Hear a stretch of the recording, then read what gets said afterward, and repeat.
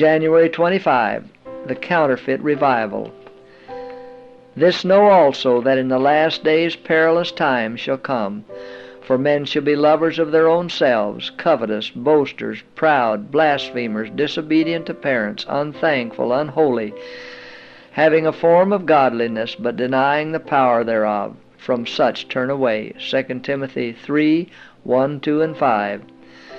Before the final visitation of God's judgments upon the earth, there will be among the people of the Lord such a revival of primitive godliness as has not been witnessed since apostolic times. The Spirit and power of God will be poured out upon His children. At that time many will separate themselves from those churches in which the love of this world has supplanted love for God and His Word.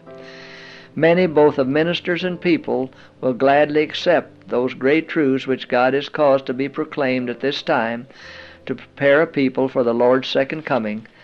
The enemy of souls desires to hinder this work, and before the time for such a movement shall come, he will endeavor to prevent it by introducing a counterfeit. In those churches which he can bring under his deceptive power, he will make it appear that God's special blessing is poured out.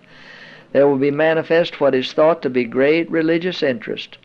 Multitudes will exult that God is working marvelously for them, when the work is that of another spirit. Under a religious guise, Satan will seek to extend his influence over the Christian world. In many of the revivals which have occurred during the last half-century, the same influences have been at work to a greater or less degree that will be manifest in the more extensive movements of the future. There is an emotional excitement, a mingling of the true with the false that is well adapted to mislead. Yet none need be deceived. In the light of God's Word, it is not difficult to determine the nature of these movements.